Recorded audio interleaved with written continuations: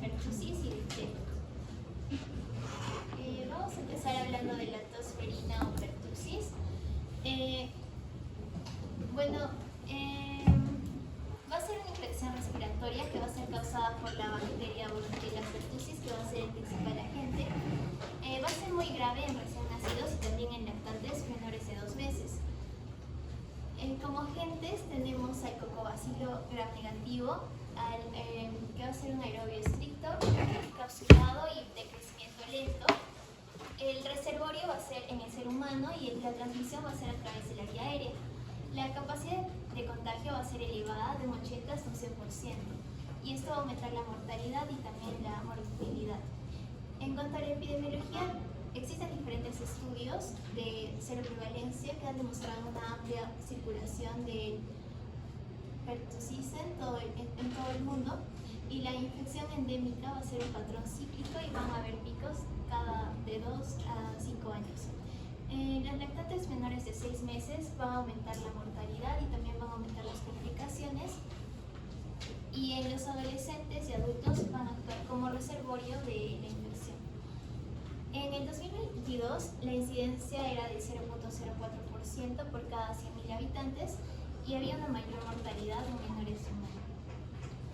En cuanto a la patogenia, tenemos primero la inoculación y la adhesión al epitelio respiratorio, luego la multiplicación y la evasión de las defensas del hospedador. Va a existir un daño local y también vamos a tener efectos sistémicos. Los diversos factores de virulencia que facilitan las adherencias a las células del epitelio respiratorio, vamos a tener una formación de un biofilm y la producción de toxinas que van a estimular una respuesta inflamatoria y también van a ocasionar de alguna forma una destrucción celular. Y tenemos que la toxina pertussis, también la adenilatociclasa invasiva y la citotoxina traquea. Las manifestaciones sistémicas graves de la tosferina van a deberse a la acción de la toxina pertussis, la cual se relaciona con la aparición de hiperlinfocitosis, hipertensión pulmonar refractaria, estimulación de los islotes pancreáticos, shock cardiogénico y también el fallo multiorgánico. La complicación sistémica más grave de la tosferina va a ser la encefalopatía. En cuanto a tras tomar el contacto con el epitelio respiratorio, la bacteria se va a anclar exclusivamente a las células ciliadas, gracias a la acción de sus múltiples adhesinas. Y la toxina pertussis dificulta la migración de linfocitos y también macrófagos al lugar de la infección, así como la fagocitosis, De esta manera va a bloquear la expresión de defensinas locales en el árbol respiratorio, y la cual representa un mecanismo de evasión de las defensas del hospedador. Luego, todos los pacientes que experimentan una prima infección en la infancia van a presentar cierto grado de linfocitosis, algo que se observa en individuos con anticuerpos circulantes.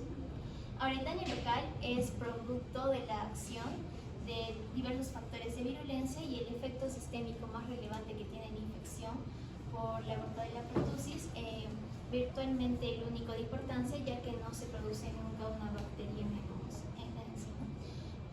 En cuanto a las manifestaciones clínicas, vamos a tener un periodo de incubación de 4 a 21 días. Vamos a tener una fase catarral o prodrómica, donde va a haber síntomas de infección respiratoria en las vías altas de 2 semanas, donde vamos a tener una máxima contagiosidad. Tenemos una fase paroxística, vamos a tener rinorrea, febrícula y también tos, que van a ser los principales síntomas. La fase paroxística va a darse de la segunda a la sexta semana, donde vamos a tener síntomas pertusoides, como tos paroxística, de entre unos 5 a 10 episodios de predominio nocturno, accesos de tos rubicundizantes, cianosantes y emetizantes, y usualmente va a ser asintomático. En cuanto a la fase de convalecencia, va a ser la fase en donde los síntomas van a llegar a disminuir. La duración total de la enfermedad puede ser incluso de hasta 3 meses, y ocasionalmente vamos a tener síntomas atípicos como la disnea, el estridor, la sibilancia, la fiebre, el rubor facial. También podrían presentarse diarreas, pausas de apnea, también cianosis y dificultad en la alimentación. cuanto a las complicaciones, como ya dijimos, la complicación más grave va a ser en lactantes menores de 3 meses y va a cursar con pausas de apnea, insuficiencia respiratoria progresiva, taquicardia e hiperleucocitosis, y la tasa de mortalidad puede llegar hasta el 75%. La hipertensión pulmonar también va a estar presente, la leucocitosis extrema, la neumonía, la frecuencia cardíaca va a ser mayor a 170 latidos por minuto.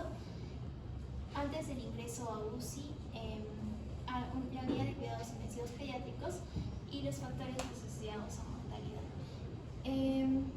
Las opciones terapéuticas son limitadas y no están bien estandarizadas por el momento.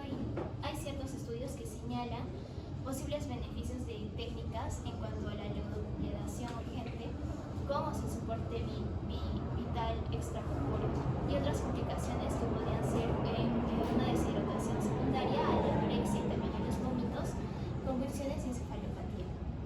Con menos frecuencia vamos a encontrar efectos de la presión por la tos, como neumotórax, aspiraciones, incontinencia urinaria, fracturas costales, hematomas subdurales o incluso hernias.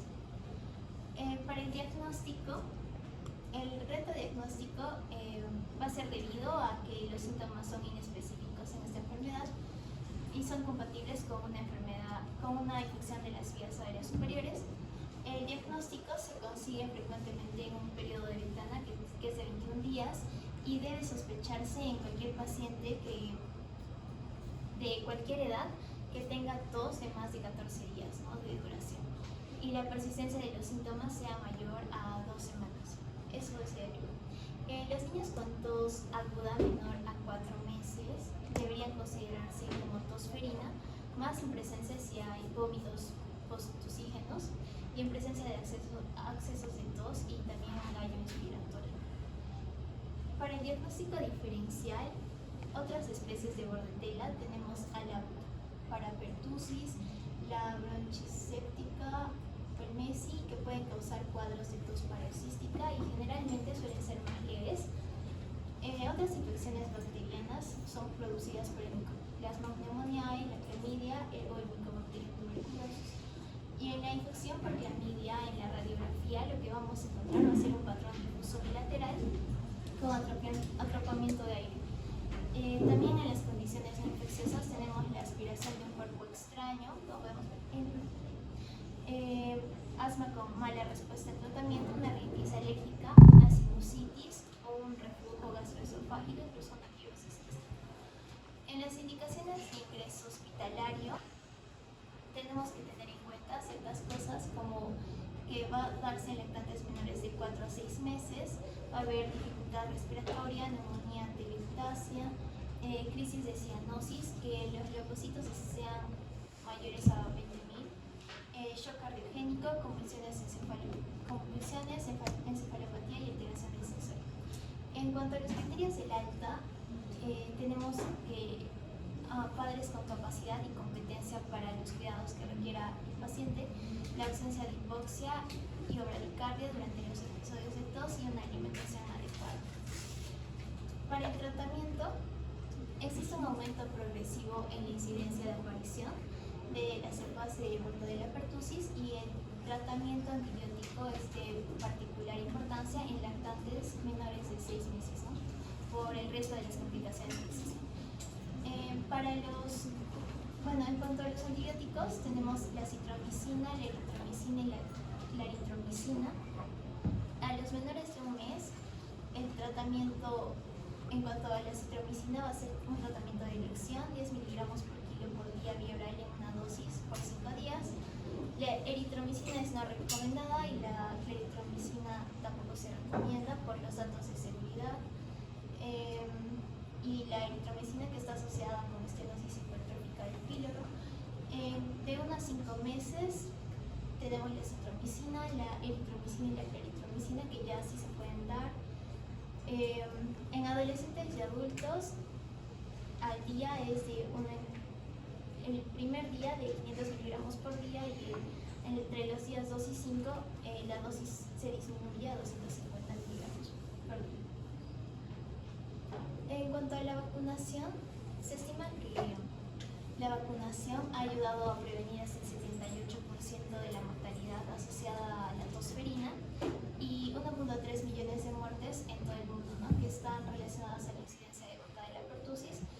primera dosis de los 6 años debería administrarse preferiblemente con preparados de carga antigénica estándar, y la efectividad vacunal a largo del plazo ha sido menor de lo esperado y va disminuyendo a lo largo del tiempo, ¿no?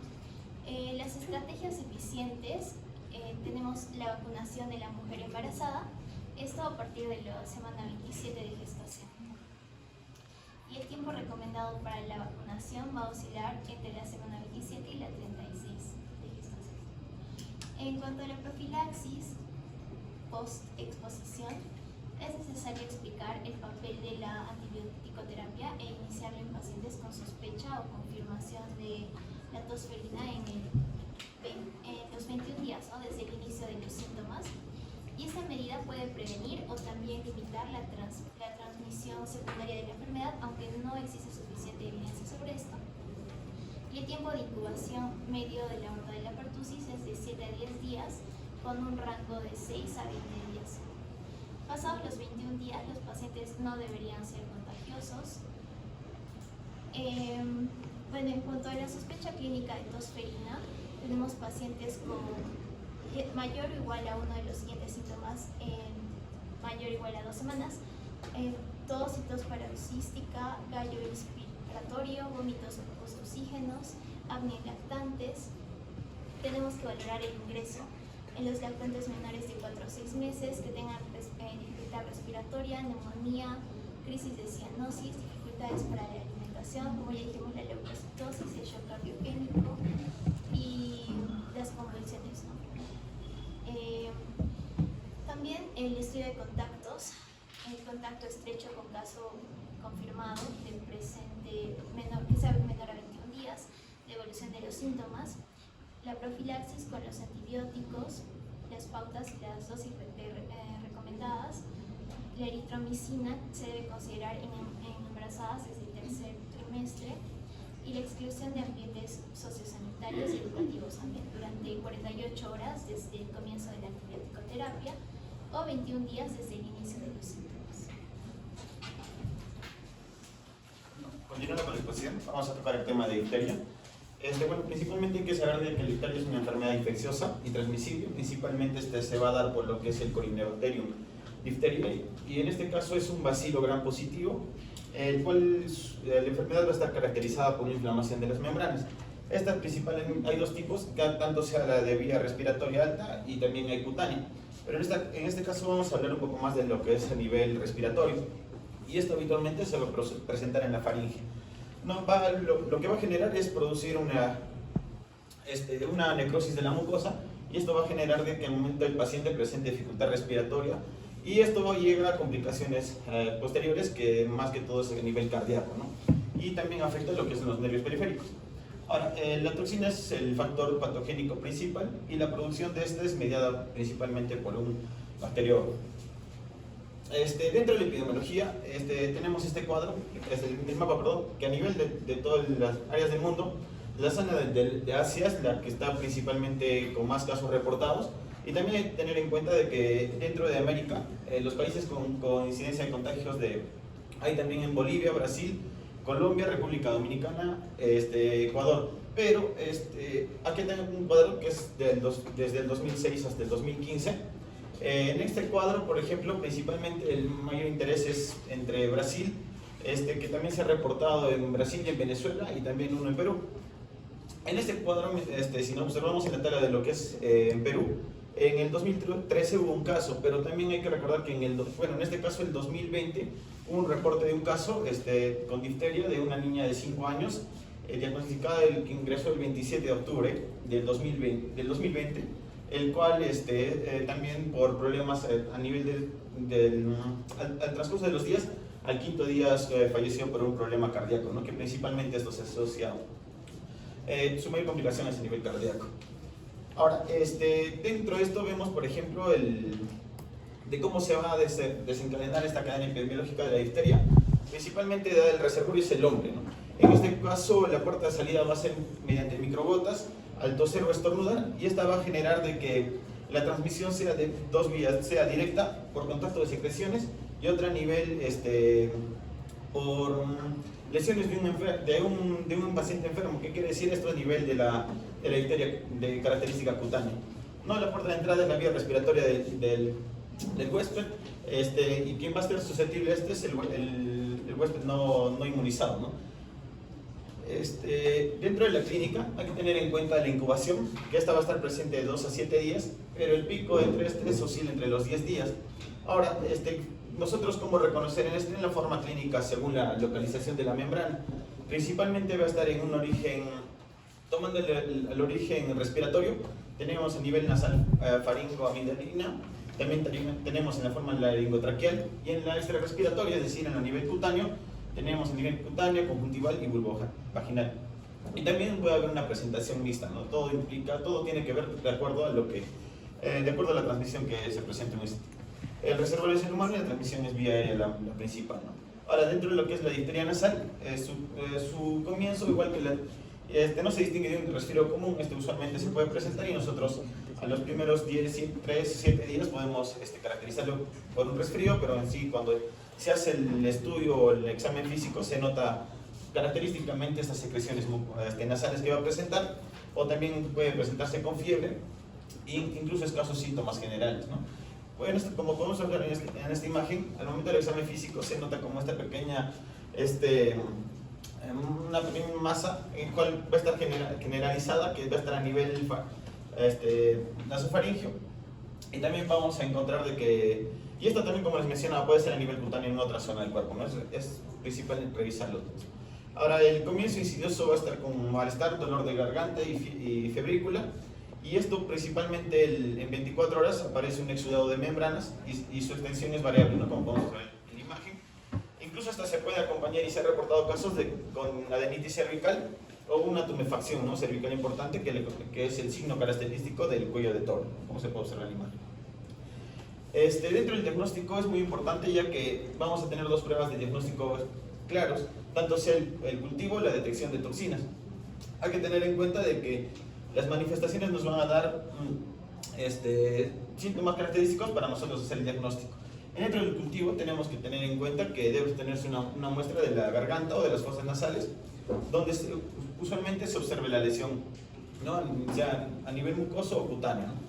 Ahora, en este caso, por ejemplo, lo que tenemos que hacer es identificar si hay un bacilo gram positivo, y la forma en cómo se va a realizar es mediante un hisopado, el cual este hisopado se va a hacer en forma circular y dentro se va a almacenar en un tubo de ensayo para su examen, y esta tiene que estar completamente cerrado para evitar la propagación. Dentro de diagnósticos diferenciales hay que tener en cuenta las más principales.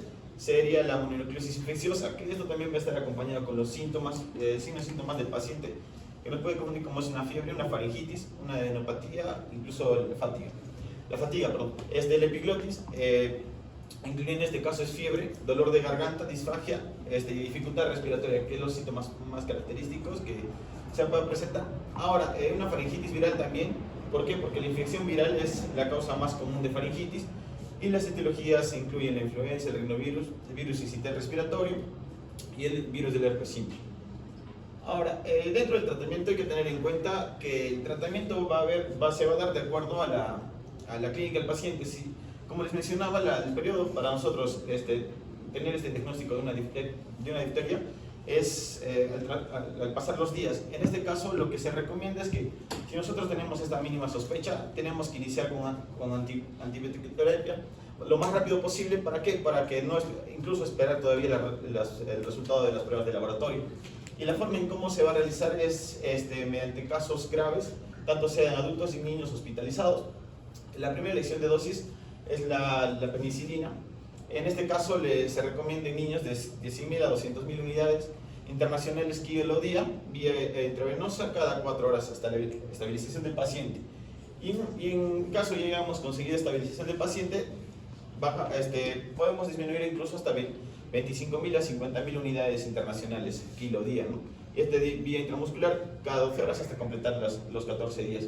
Ahora, también tenemos que tener en cuenta a nivel ambulatorio. Se ha demostrado también que dentro de esto estaría la penicilina B, por ejemplo en niños, para todas las personas, que es de 50 miligramos kilo día, y administrar en dosis divididas, tanto sea de 10 a 15 miligramos kilo dosis, y estas van a ser repartidas en cada 6 horas. así también como la citromicina, la claritromicina y la eritromicina. No dependen las dosis.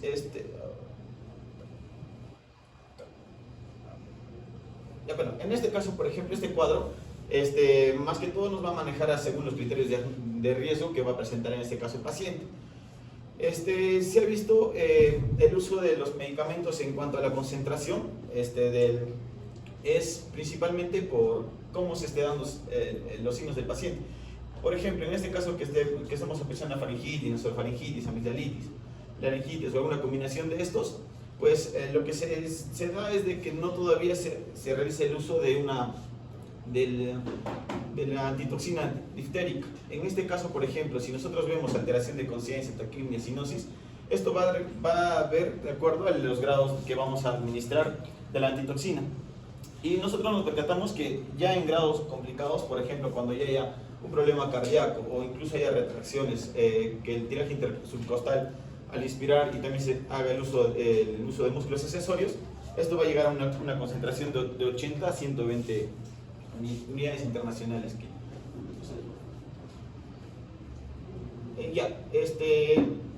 Ahora, con respecto a las dosis, como les estaba mencionando ese cuadro dentro de lo que había los síntomas, acá lo tenemos más pequeño. En este caso, como les decía, va a haber según la gravedad de la enfermedad. Si hay una localización faríngea o laringea con una duración de 48 horas o menos, la medida va a ser de 20.000 unidades a 40.000 unidades internacionales. Ya sea las localizaciones nasofaringeas de 40.000 a 60.000 unidades internacionales, histeria cutánea va a ir de 20.000 a 40.000, y estas en enfermedades extensas con una duración de 3 días a más, ya va de la dosis más completa, ¿no? Que es la de 80.000 a 120.000 unidades internacionales. Dentro de esto, las complicaciones más graves están lo que es la obstrucción respiratoria, la toxemia generalizada aguda y la miocarditis.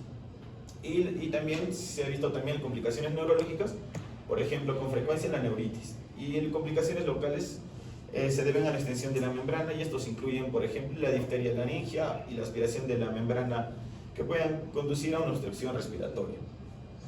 En casos sospechosos de difteria, como les mencionaba, el manejo del caso va a ser aislar estrictamente al paciente, una evaluación de signos de alarma, toma de 2 muestras de hisopado faríngeo para el cultivo, el PCR y tratamiento con antitoxina diftérica, ¿no?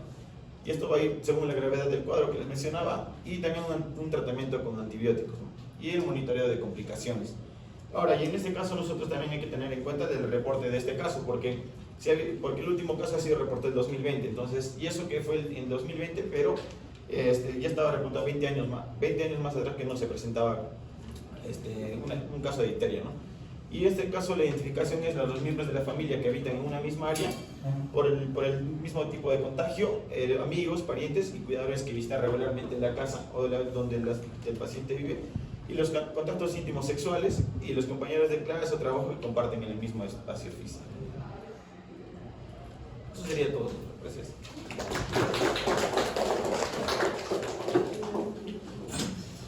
¿Preguntas?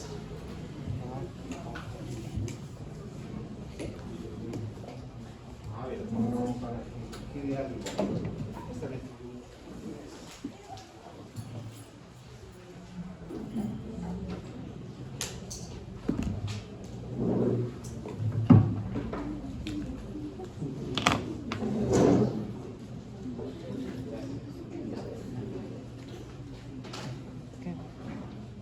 Muy bien, entonces, tosferina tiene un montón de nombres, ¿ya? A ver, ¿se acuerdan alguna?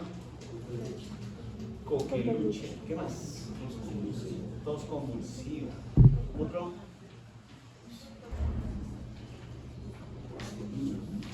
Tosferina, tos convulsiva, coqueluche, ¿qué más?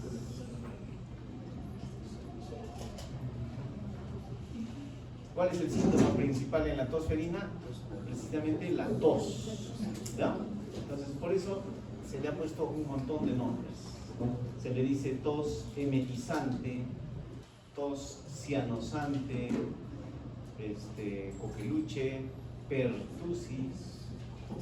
¿Qué más? Los chinos le decían la tos de los 100 días.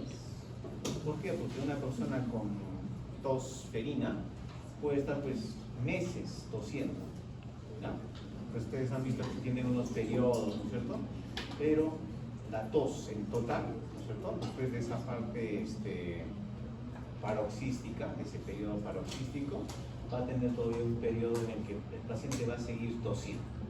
Ya no contagia, la bacteria ya se fue, pero el paciente va a seguir tosiendo. Por eso los chinos le decían la tos de los 100 días. ¿No? Entonces tiene un montón de nombres y lo van a ver ustedes cuando vean, lo van a nombrar de diferentes formas y en realidad estamos hablando de la misma enfermedad. ¿Ya? Entonces por un tiempo parecía que la tos ferina iba a ser pues bastante bien controlada y como que nos hemos relajado en la vacunación y hoy por hoy es una enfermedad reemergente. O sea, ¿qué es una enfermedad reemergente? Es una enfermedad que gracias a las vacunas, a los antibióticos y otros factores estaba yendo en descenso, ¿no? Aparentemente como para controlarse, incluso como para desaparecer, pero por diferentes factores, en este caso, nuevamente está apareciendo, ¿no? Y una de las poblaciones que actualmente está más afectada son los jóvenes y los adultos, que no hacen casos graves. Puede estar tosiendo semanas, meses, contagiando, pero no hacen casos graves.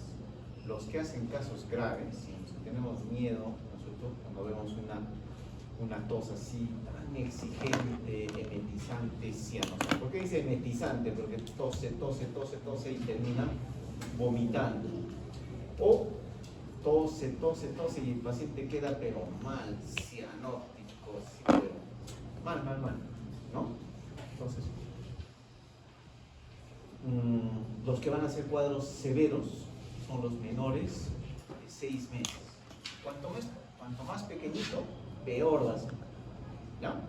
Hemos tenido alguna vez en el hospital un caso fatal, un niño de 2 mesecitos que hizo otras complicaciones, incluido unas leucocitosis, tenía 50.000, 70.000 leucocitos. Hicimos de todo, pero igual falleció solamente por una bordetela pertussis, por una tos ferina, una tos convulsiva. Entonces, cuanto más pequeñitos, más grave va a ser el caso. Y eso está relacionado con la vacuna. ¿A qué edad le ponemos la vacuna para pertussis? A los 2, a los 4 y a los 6 meses, como parte de la pentavalente. ¿Sí? ¿Se acuerdan de la pentavalente? La pentavalente me incluye ¿cuáles? Difteria, pertussis, tétanos, hepatitis B, HIV, hemófilis influenza tipo B y hepatitis viral B. Todo esto está incluido en la pentavalente. ¿Sí? Todo eso se incluye en la pentavalente. Entonces, esta vacunita la van a recibir a los 2, a los 4 y a los 6 meses. Entonces, ¿quiénes van a ser los cuadros más severos de pertussis? En este caso, aquellos niños que no han recibido ninguna dosis o que no han completado su esquema de vacunación. A veces un niño se resfría y por ese motivo suspendemos o posponemos la vacunación, ¿no? Hace diarrea y lo volvemos a posponer. Y entonces llega a los, digamos, 6 meses y no ha recibido pues sus 3 dosis de pentavalente, ha recibido 1 o recibió 2, ¿sí? O simplemente por como le produjo efectos colaterales, ¿cierto? Lo suspendemos o lo comenzamos a posponer y no completa su esquema de vacunación. En cambio, esos niños que hacen tos ferina en este caso y han recibido todas sus vacunas, o no se van a enfermar, no se van a contagiar, o si es que lo hacen un cuadro, van a hacer un cuadro más leve. Lo que hemos aprendido con la vacuna del COVID es que las vacunas pueden evitar 2 cosas, ¿no? Pueden tener 2 efectos buenos. 1, que no haga la enfermedad, o 2, si es que lo hace, ¿no es cierto?, sea un cuadro más más leve, ¿no? Entonces vamos a evitar los cuadros severos. ¿Ok?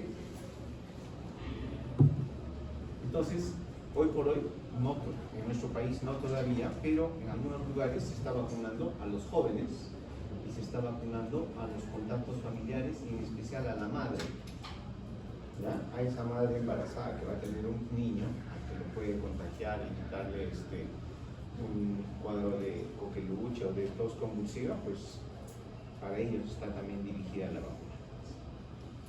Y en cuanto a la vacuna, van a tener vacunas celulares y acelulares. En la pentavalente está el componente celular. ¿Ve, chicas? En la vacuna, en esta pentavalente, va a estar el componente celular. ¿Qué quiere decir eso? Que vamos a tener a la bacteria enterita muerta. ¿Ya? Entonces, en la pentavalente vamos a tener a la bacteria enterita muerta. Como parte de la vacuna va a estar la bacteria muerta. En cambio, en la hexavalente, si a esto mismo yo le agrego, ¿qué cosa le agrego acá? ¿Qué le agrego para que sea hexavalente? Le agrego vacuna para polio. Y entonces esto se convierte en una vacuna hexavalente. ¿Ya? Entonces, ¿cuál es la principal diferencia? Que la polio va a estar metida dentro de lo que antes era pentavalente y este componente pertussis, ¿no es cierto? Pertussis era celular o la bacteria entérica, entonces ahora vamos a tener el componente pertussis acelular. ¿Cuál creen que produce más efectos colaterales? La celular, porque está pues hay un montón de antígenos ahí metidos, está toda la bacteria enterita. En cambio, en el componente acelular está solamente la toxina pertussis, solamente una partecita de la bacteria, que por supuesto va a tener menos reacción inmunogénica, pero lo suficiente como para protegerlo de la enfermedad. ¿Ya? Entonces hay países que ya no usan pentavalente, usan hexavalente. Nosotros por costos y otras cosas usamos pentavalente. ¿Ya?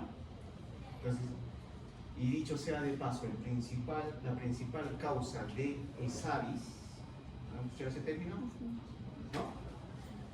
Cuando vean las postas van a escuchar este término.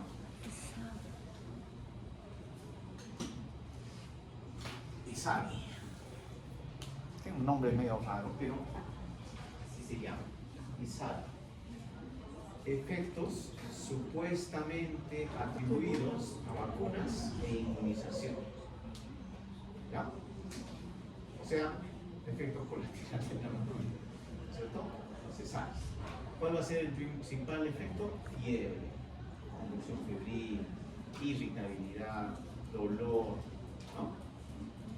Entonces, la principal causa de ESAVI, o el principal responsable de los ESAVIs, es el componente pertussis de la pentavalente. ¿Ok? Pero cuando le damos como hexavalente, los efectos colaterales, los ESAVIs, van a disminuir, pero así dramáticamente. Entonces, esa es una diferencia importante entre la pentavalente y la hexavalente. ¿Ya? ¿Tenemos hexavalente en nuestro país? Sí, pero no como parte de nuestro programa ampliado de inmunizaciones del MINSA. ¿Ya? Y el tiempo en el que se pone tanto la pentavalente o la hexavalente son los mismos. A los 2, a los 4 y a los 6 meses. ¿Qué más? Algunas veces, nosotros no podemos decir que sea coqueluche. ¿Por qué? Porque no tenemos una prueba positiva para decir si es coqueluche o no. Pero tenemos un niño que tose, pues así característicamente, parece un coqueluche. Entonces usamos, que ustedes lo van a ver en los hospitales, como síndrome coqueluchoide, ¿no? Algo que se parece al coqueluche, pero que no le podemos poner pues el nombre preciso. ¿Por qué? Porque no tenemos una prueba que me diga que es Bordetella pertussis en este caso, ¿no? Entonces usamos ese término de síndrome coqueluchoide. Y el síndrome coqueluchoide puede ser producido tanto por Bordetella como por diferentes virus respiratorios que ustedes ya conocen bastante bien, ¿ya? Otra cosa importante es que el tratamiento va a ser con macrólidos, ¿sí? Y en el caso de los recién nacidos no usamos eritromicina, como lo han dicho, bien. No usamos eritromicina por el riesgo de estenosis hipertrófica de pilo. Recién nacidos no usamos eritromicina, preferimos utilizar acitromicina o claritromicina. De preferencia, acitro. ¿Ya? Eritro no, por la posibilidad de estenosis hipertrófica de pilo. Ahora, si usamos acitromicina, vamos a usar 5 días. Si usamos claritromicina, vamos a usarlo por 7 días. Y si usásemos eritromicina, tendríamos que utilizarlo por 2 semanas, 14 días. Si usamos acitro, es una sola dosis al día. Si usamos claritro, van a ser 2 dosis al día. Y si usamos eritro, van a ser 4 veces al día. Entonces, administrar un tratamiento por 4 semanas, 4 veces al día, por 2 semanas, 4 veces al día, entonces son pues, ¿cuánto? Son 56 dosis más o menos, es un montón. Para darle 5 dosis de acitromicina, es más, ¿cierto? Pero no debe ser motivo para estar mal utilizando la acitromicina. Muy bien, eso en cuanto a tosferina. En cuanto a difteria, cierto, hemos tenido unos casitos aislados de difteria en nuestro país. Después de 20 años hemos vuelto a tener casos de difteria, pero felizmente no se expandió, ¿no? Y esa niña falleció básicamente porque no teníamos la antitoxina. La antitoxina no estaba pues ahí en una farmacia guardadita, ¿no? Simplemente no la teníamos, y para cuando hemos utilizado o cuando se utilizó la antitoxina que la trajeron en este caso de Colombia, el paciente ya estaba pues bastante mal. En cambio, a los familiares, a los contactos, hubo tiempo para darles antibióticos, para darles su antitoxina, y no pasó nada con los familiares, con los contactos. ¿Ya? Es una enfermedad altamente contagiosa, bastante riesgosa, ¿no es cierto? Pero va a depender de qué tan rápido le vamos a administrar en este caso el antibiótico y la antitoxina. Entonces el tratamiento no es solamente con antibióticos, con ambos, dependiendo de la gravedad. Entonces esa niña que falleció con difteria hace 3-4 años, ¿no es cierto? Fue básicamente porque no se le administró el tratamiento a tiempo, porque no teníamos en el país. Nada más. Y bueno, dentro de la pentavalente también está la vacuna para difteria, que en este caso es un toxoide, ¿cierto? Es una modificación de la toxina diftérica, por eso se llama toxoide diftérico. Lo mismo que el toxoide cetánico, del que ahorita nos van a hablar. Entonces, enseguida vamos a hablar sobre tétanos y sobre polio, ¿no es cierto? Virus influenza. Perdón, influenza. Muy bien, a ver, el grupo 3. Sí.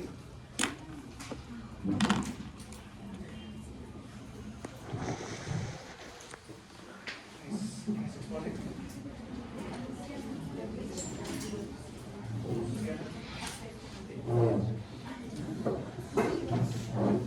¿Y Sharon?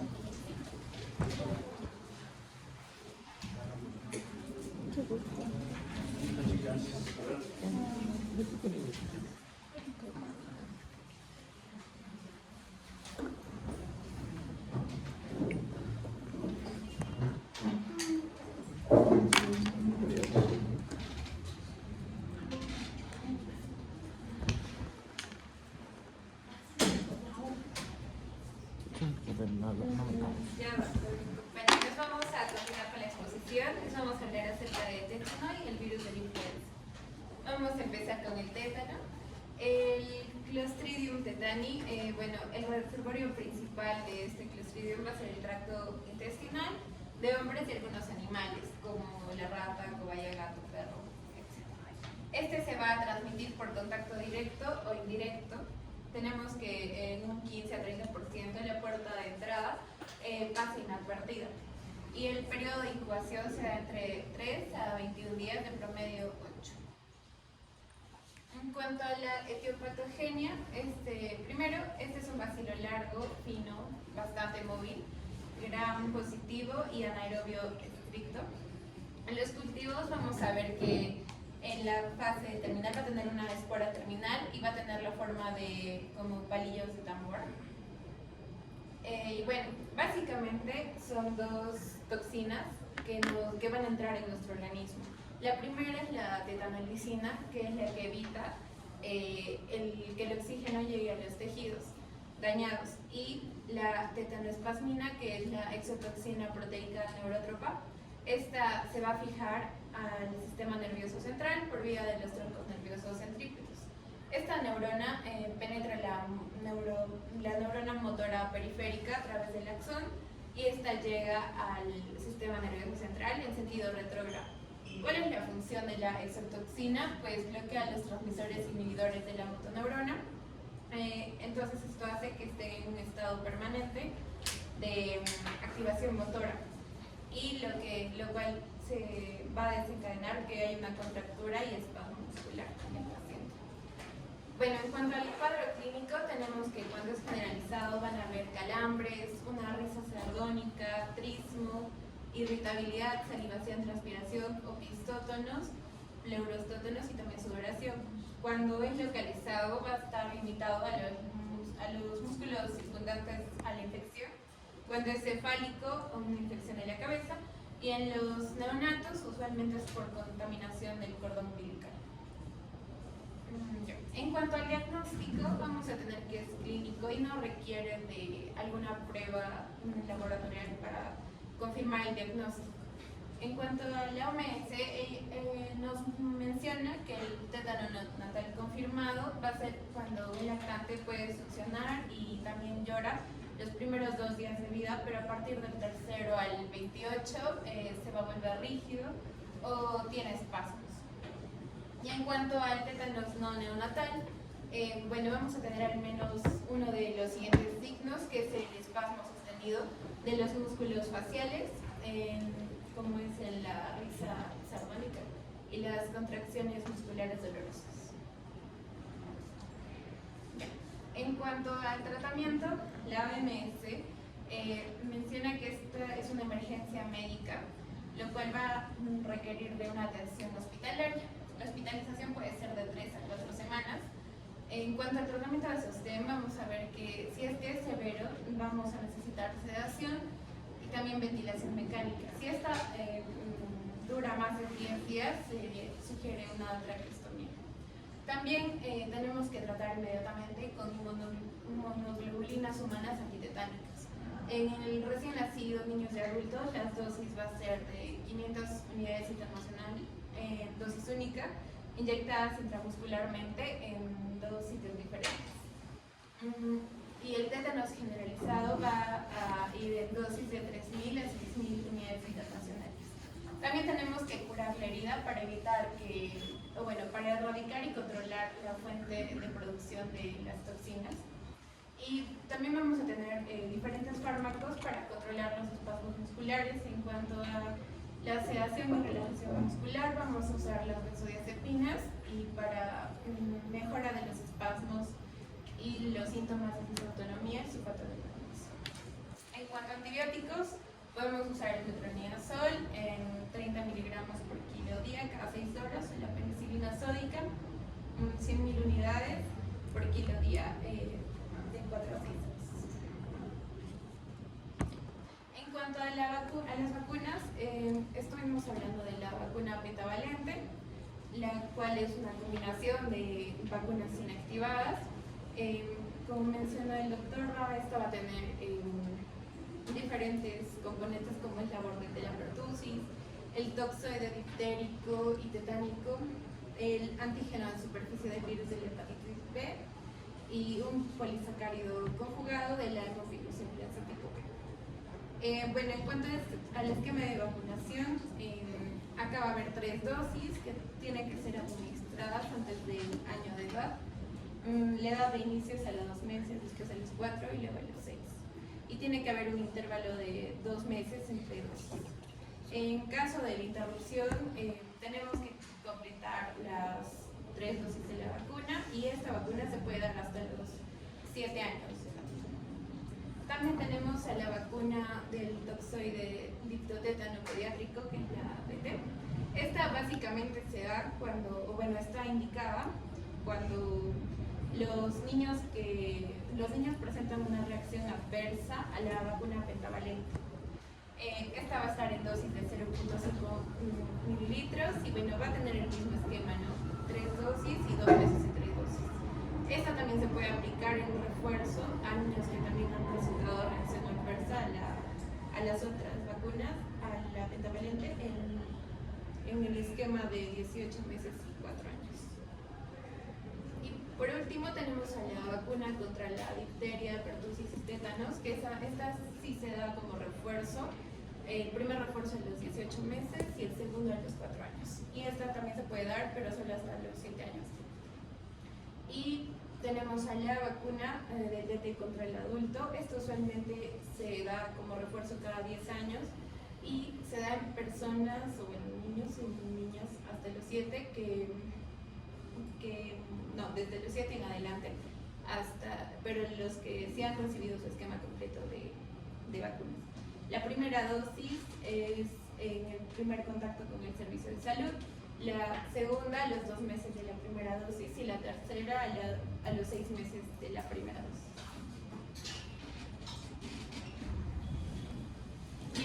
Ahora vamos a hablar de la influenza. Como una pequeña introducción, vamos a hablar de que este virus va a producir una enfermedad principalmente en el tracto respiratorio. Este virus se va a transmitir de persona a persona a través de secreciones respiratorias o también con el contacto de superficies, lo que puede permanecer durante unas 6 horas aproximadamente. Y el periodo de incubación no va a ser mayor a las 48 horas, puede ir desde 1 a 3 días. Los pacientes van a poder transmitir este virus desde un día antes del cuadro hasta los 7 días posteriores. Y para que se pueda producir un brote de este virus se va a requerir de una masa de sujetos que sea susceptible, que el virus y condiciones ambientales que puedan favorecer la transmisión, como van a ser las temporadas del frío y el hacinamiento. Dentro de lo que es la etiopatogenia, vamos a ver que este virus va a pertenecer a la familia Orthomyxovidae y van a existir 3 tipos, que son el A, el B y el C. El de mayor relevancia para el hombre va a ser el de tipo A y este va a presentar diferentes estructuras, de entre ellas sus glicoproteínas, que van a ser 2 importantes, que vienen a ser la hemaglutinina y la neuraminidasa. Estas van a ser tan importantes para la penetración y la salida del epitelio respiratorio. Las hemaglutininas van a existir desde el tipo 1 hasta el tipo 16 y la neuraminidasa desde el tipo 1 hasta el tipo 9. Es por eso que dentro de, por ejemplo, lo que fue la pandemia en el 2009, se le denominó como la influenza H1N1 por el tipo o el subtipo que tenían estas proteínas. Dentro de la fisiopatología vamos a ver que esta empieza con el contacto con las secreciones infectadas. Estos virus van a ir hacia lo que es el epitelio respiratorio y la primera glicoproteína importante va a ser la hemaglutinina, en la cual se va a unir a los receptores del ácido ciálico para así poder crear un puente e ingresar hacia lo que es el citoplasma del epitelio respiratorio. Dentro del epitelio respiratorio vamos a ver que los 8 segmentos de ARN que tienen este virus se van a transportar hasta lo que es el núcleo de la célula y aquí a través de la polimerasa se van a enderezar y se van a transcribir.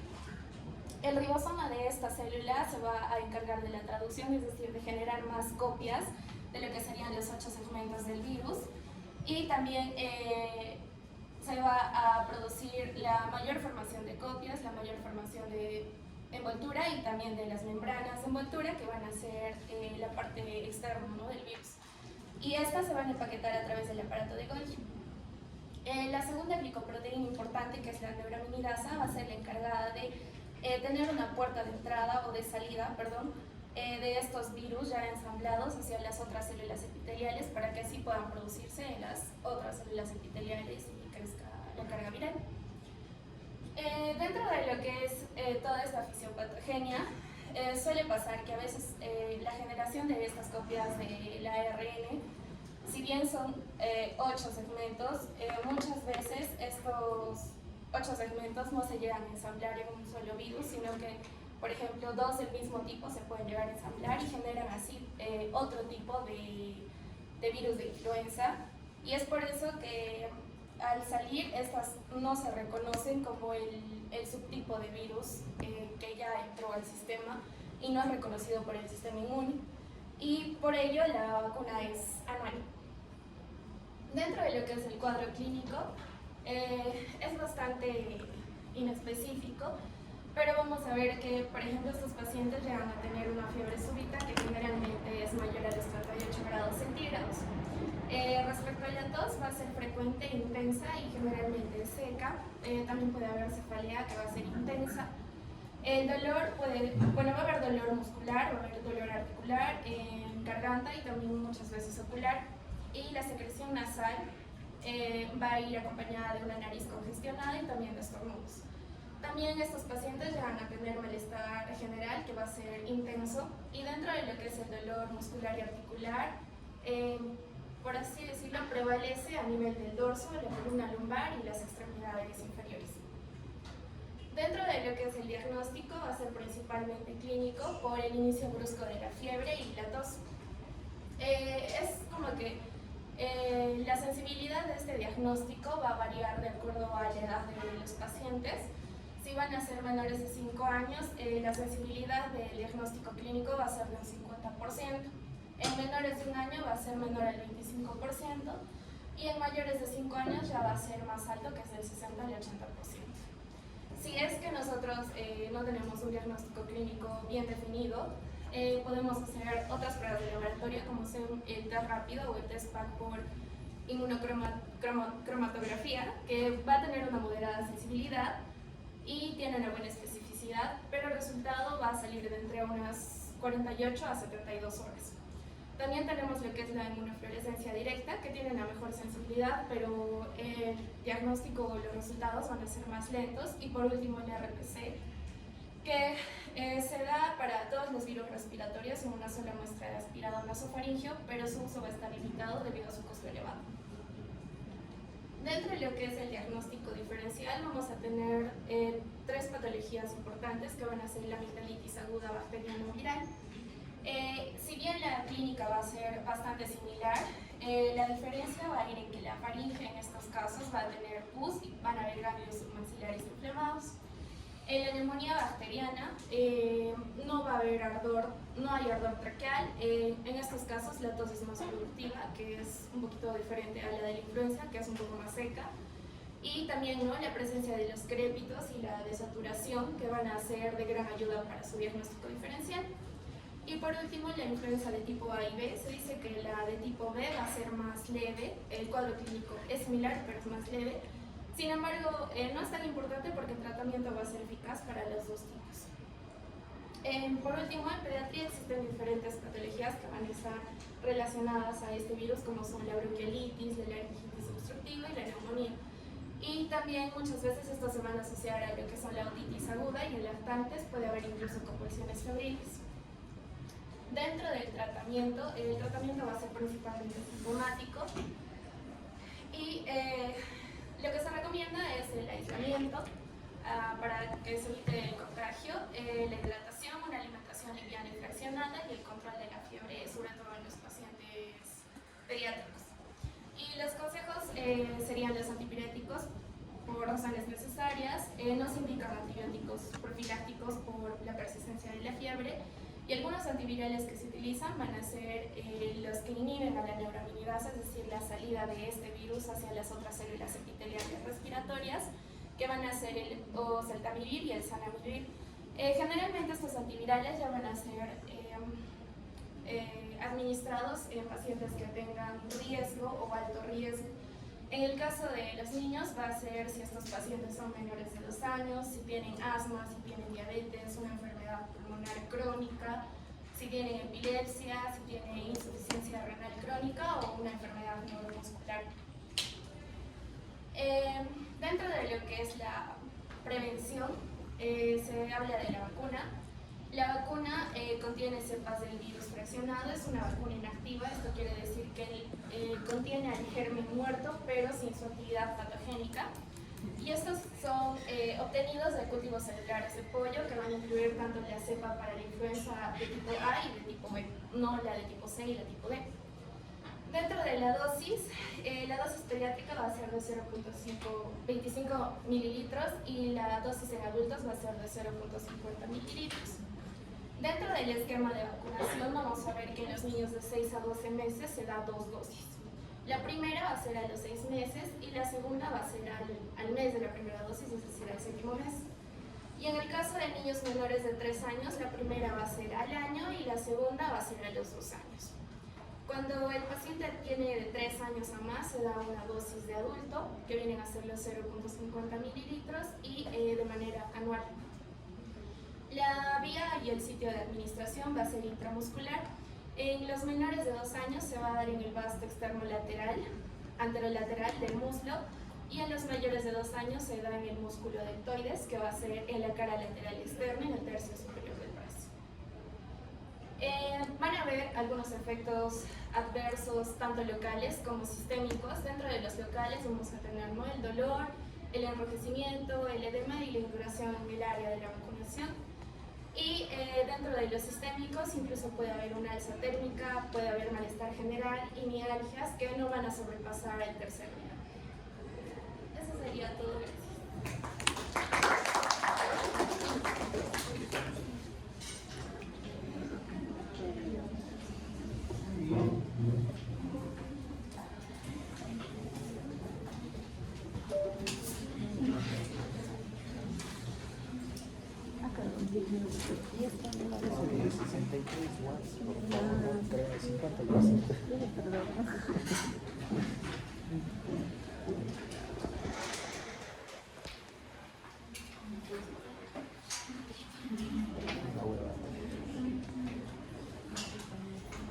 Sobre tétanos, felizmente no vemos casos. Es muy raro, ¿ya? Pero ustedes en el hospital van a ver en algunos casos, ¿no es cierto?, vienen pacientes traumatizados o con heridas penetrantes, ¿no?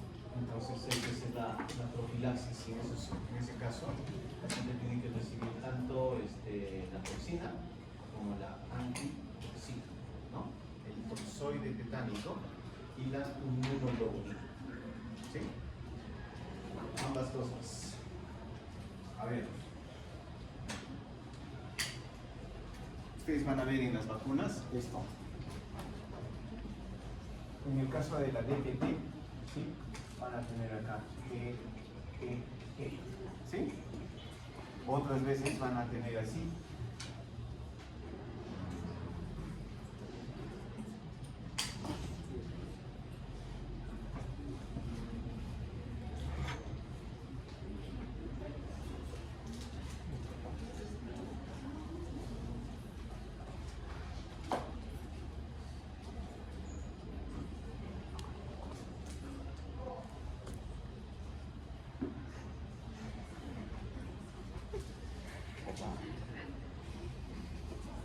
¿Tienen una idea de qué significa? Esta vacuna es la vacuna para DPT, difteria, pertussis y tétanos, ¿sí? Esta vacuna es la misma DPT, pero con componente acelular, ¿sí? Vamos. Esta es una DPT, pero el toxoide tetánico está en la dosis completa, digamos, ¿ya? El componente diftérico está en una dosis menor, ¿okay? Y el componente pertussis es acelular, pero además la dosis es menor, ¿Ya? Imagínense un niño que ha hecho un ESAVI a pertussis y ya no queremos ponerle pertussis. ¿Sí? Entonces quiero ponerle solamente difteria y tétanos, pero a dosis plenas. Y esto, por ejemplo, se utiliza en adultos. Entonces me pongo una dosis plena de toxoide tetánico, pero una dosis menor de toxoide difterico. ¿Ya? Entonces, estas mayúsculas y minúsculas, o mejor dicho, las minúsculas van a significar que son dosis menores, ¿ya? Por lo general la mitad. Y en este caso, para el caso de la pertussis, la mayúscula significa que es a dosis plena, la minúscula a la mitad de la dosis, y esta A significa que es acelular. ¿Ya? Eso es lo que cuando ustedes lo vean en una publicación en inglés, esta A va a venir delante. ¿Ya? Eso significa pertussis acelular. Entonces, esa última vacuna, por ejemplo, con toxoide tetánico en dosis completa y difteria en una dosis pequeña, eso está destinado para adultos que en algún momento han recibido ya la vacuna y solamente queremos ponerles como un refuerzo. ¿Ya? Entonces, esa vacuna es para adultos. Y eso se puso cuando hubo ese caso de difteria en nuestro país, se comenzó a vacunar a los jóvenes y a los adultos con esa vacuna, porque no hay una vacuna exclusivamente para difteria. La vacuna para difteria siempre va a venir junto con el toxoide tetánico o incluso junto con la vacuna para pertussis, como un DPT. ¿Okay? Muy bien. En cuanto a influenza, ustedes saben, la influenza siempre nos va a acompañar, ¿no? Es un virus que tiene una capacidad de reinventarse. Ustedes han visto que su ARN está así en filitas y son como cassettes, ¿no?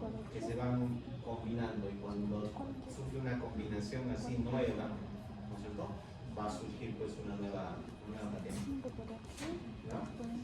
Así como ocurrió con el coronavirus hace 100 años, hubo una pandemia, la gripe española, exactamente hace 100 años, que igual produjo una pandemia con millones de muertos, ¿no?